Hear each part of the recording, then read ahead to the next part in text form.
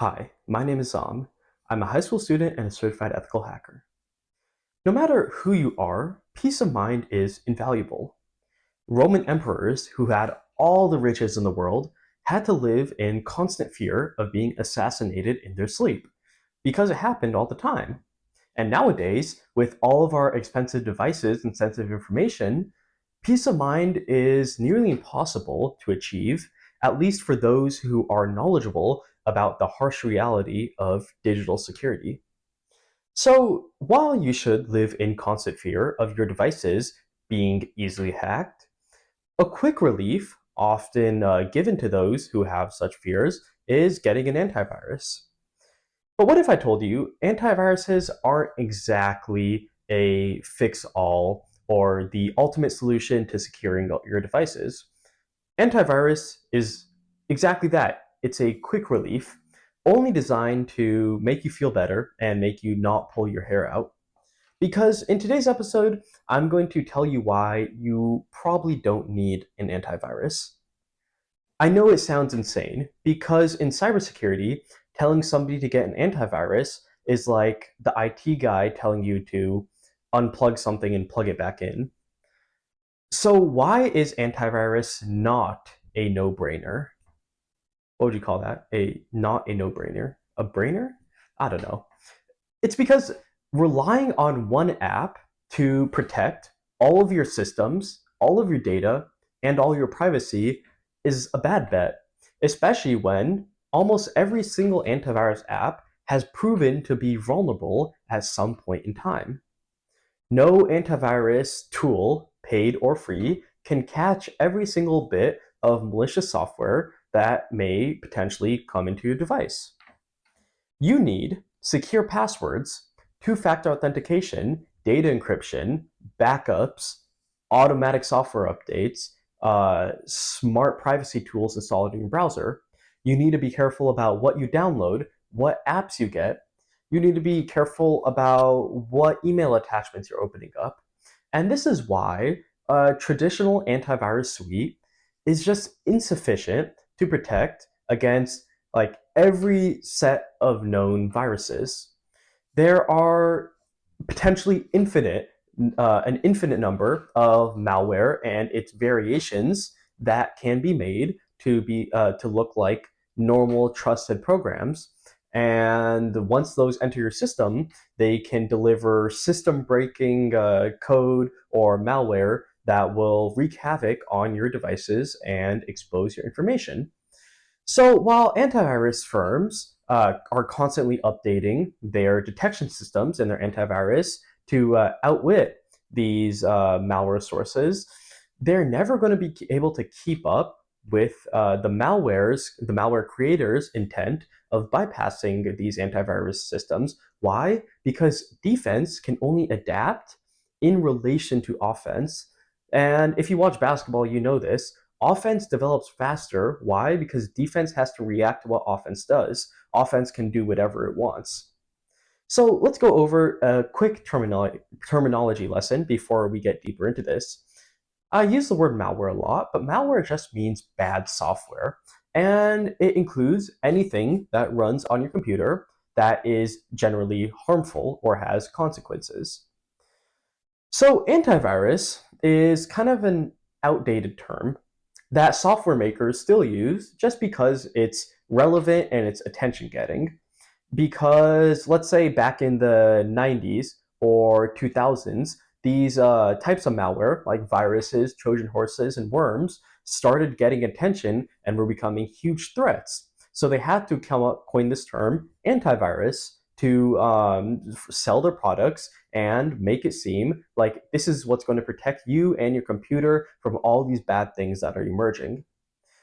And all viruses are malware, but when we use the term malware, not all pieces of malware are viruses.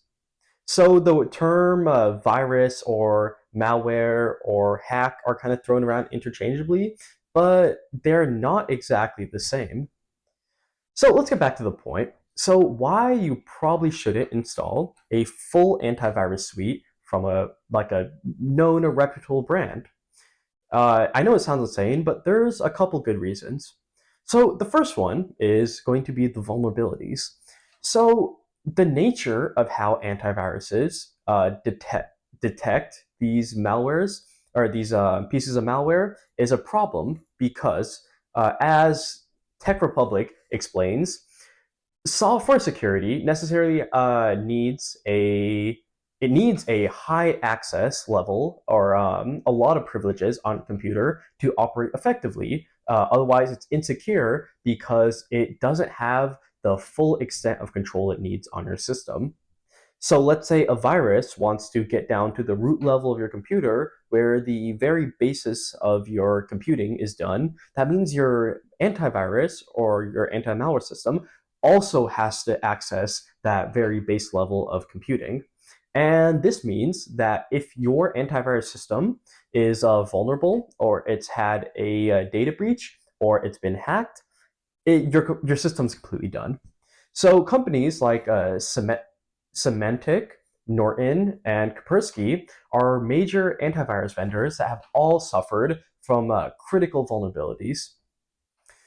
The next thing is performance. Antivirus softwares are pretty notorious for slowing down your device, and it often blocks security features of other apps that can get in the way, such as Firefox or Chrome browsers. And they pop up these annoying, distracting messages and try to get you to get more subscriptions or updates. And they are potentially adding insecure add ons to your browser through extensions without clearly asking you for permission to do so.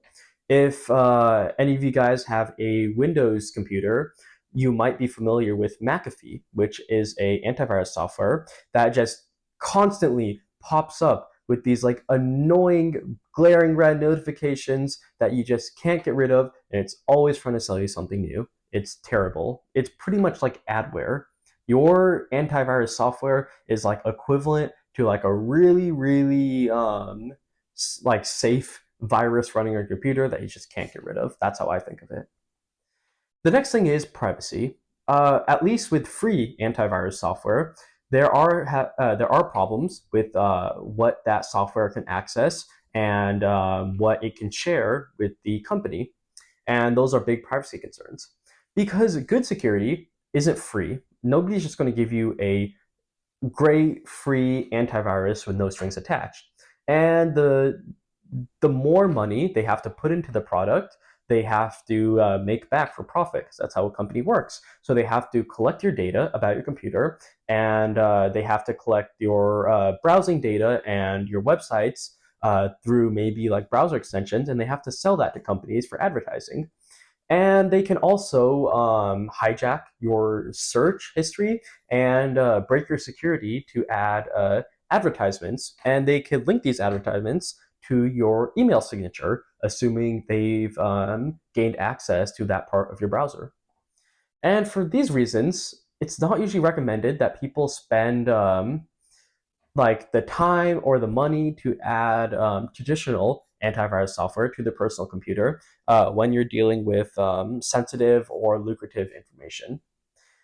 There's a couple like caveats to these recommendations, because let's say if your laptop is provided by work or school or some type of organization and it has these antivirus or security tools already installed, dude, you do not want to be that guy who tries uninstalling them and then breaks your like laptop or device, because IT departments have enough things to worry about.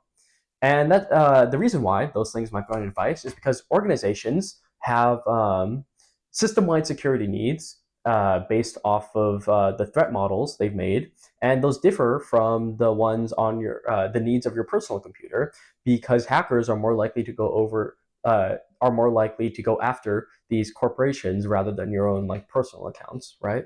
So they need to account for these varying levels of risk, and they enforce these antivirus softwares to kind of have like a standard globalized, not like peace of mind, but compliance in effect. Another thing is, some companies, to be digitally insured, they need to show these insurance companies that they have proper regulation compliance about what people can do on the devices and how well their devices are protected. So, moral of the story is, don't make your IT department's job difficult. If you're working with an organization that has an antivirus software, just use it. The next thing is people with sensitive data to protect. If it's financial data or medical data, or they have browsing habits that takes them to the riskier parts of the internet, like the deep web or the dark web, like we talked about in another video, those people have unique threats to consider. And that's why normal security and browsing habit recommendations are a good starting point, but you might have to change your antivirus or your malware protection protocol based off of how extreme or intense this information or these visitation habits are on your computer.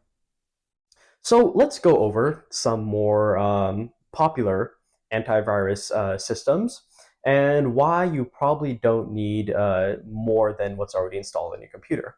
So let's say you have a Windows device.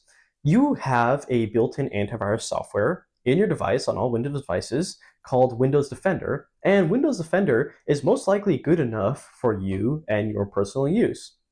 So Windows Defender is a robust antivirus and anti-malware app, and it's installed and enabled by default.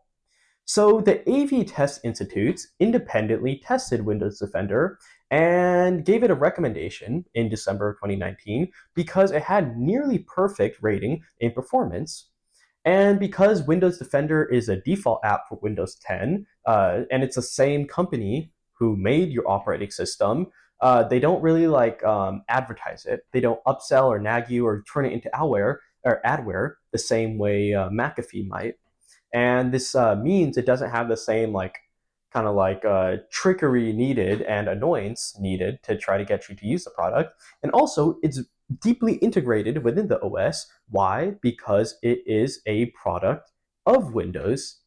So if you're using Windows, it's not a third-party system trying to integrate itself into Windows. It is Windows. So it's a very deep and well thought out system of security. And you don't need any browser extensions or plugins required. So Windows Defender does have the problem of being a default detection app that malware makers, when they're developing their malware, Windows Defender is one of the first pieces of anti-malware that they think of when developing the app, right? Because let's say there's hundreds of antivirus softwares, they have to think of a way to get around every single one. But they know that all Windows devices have Windows Defender most likely enabled. So the first thing they're going to do is make sure their malware can get around Windows Defender. So that is why Windows Defender does fall short sometimes because of its lack of possible variation in its type of defenses. But this is also why having multiple layers of security and good habits will keep you safe, especially when it comes to sticking to official App Store apps and not downloading anything questionable or just any of the basic cybersecurity recommendations. Don't download, don't click, don't even view. You don't want that stuff going on your computer. And that should keep you safe from most of the malware that's going to be able to get past Windows Defender. So the AV test, the independent study that tested Windows Defender, also dinged them some points due to its lack of zero-day attack prevention. And a zero-day attack is basically a piece of malware that has never been used before and it's never been protected. It's a completely new innovative virus or malware, so it's pretty hard to defend. But besides that, Windows Defender was able to redeem itself in the rest of the tests, and it worked through a lot of real-world testing issues and catched almost 100% of incoming attacks. So in any case, Windows Defender routinely performs well in these independent lab tests, and when a major vulnerability is discovered, Microsoft is extremely fast to fix it, and they might even have security patches within 2 days, right? Which for a hotfix, that is very good. Even considering these other malware suites, they're going to take a lot longer than that to fix. Why? Because they just don't have the same type of resources Microsoft does to patch these systems. So while no antivirus or anti-malware system has received a perfect score from these labs, why? Because it's impossible. It's pretty much as impossible. Windows Defender does as well, if not better, than the rest of the systems, while it is free and non-intrusive. But what if you're not on Windows? What if you're on Mac? Mac doesn't really need traditional antivirus suite as well, because it has a combination of demographics, historical precedent, and tight security controls that have made Macs historically less vulnerable to infection than Windows computers. So people have, first of all, far fewer Macs than Windows, because over the past year, 17% of web desktop browsing was Mac, compared to 78% being Windows, or all version of Windows. So Mac is a much less lucrative target for malware makers. And Macs also have a wide variety of first-party apps by default. So this means that these first-party apps created by Mac are integrated within the Apple ecosystem, meaning that any problem in them can very quickly be fixed by Apple in a hotfix. Whereas on a Windows device, if you have a lot of apps that are through third-party companies, it's going to take a while for all your these companies to put in these hotfixes for your device to be completely secure. And while newer versions of Windows allow for apps to be used from older versions of Windows, this creates a complicated set of legacy systems to secure within your updated Windows software. But with Mac, Mac doesn't really see too many of these changes within the Mac OS system since the introduction of OS X or OS 10. And this means that Apple has made it easier for older apps to be integrated into the Mac OS system, and not so many apps are made obsolete, which means that the Apple doesn't have as many legacy systems to protect on the devices.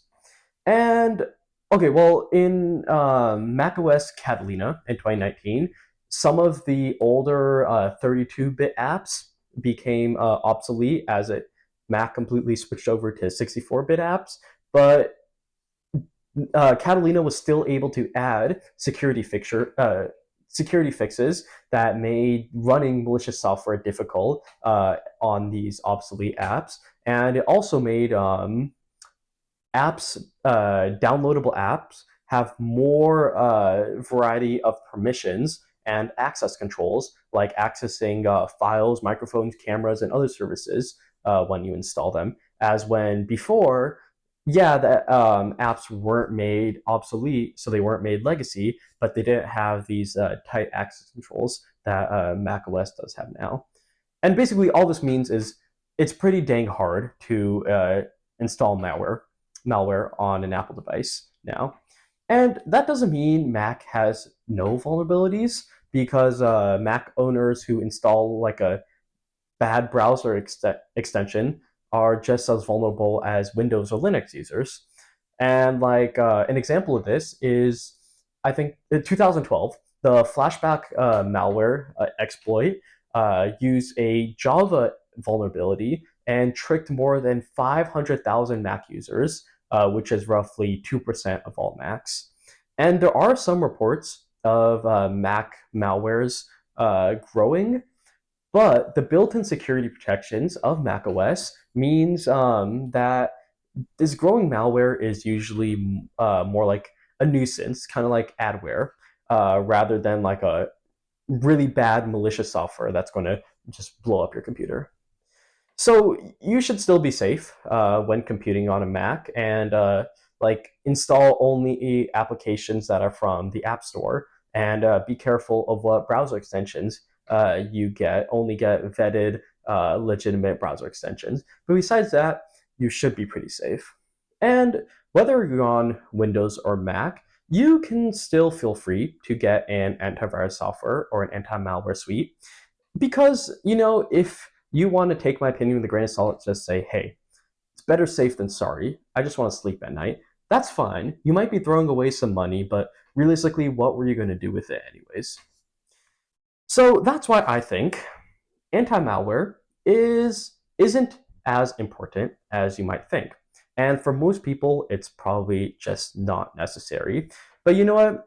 If you don't get anti-malware and you download the wrong game off Roblox and you get hacked, don't come yelling at me for it, because do what you want based off of your security needs. But my recommendation, assuming you're not like some big crypto miner or you're not running an organization security, and in which case, if you are, don't be listening to me. Come on. Then you might need antivirus. But for now, these are my opinions. Take them with a grain of salt, take them seriously. I don't care. But what I do care about is that you like and subscribe and you check out the rest of my channel. Thank you for listening and thank you for watching.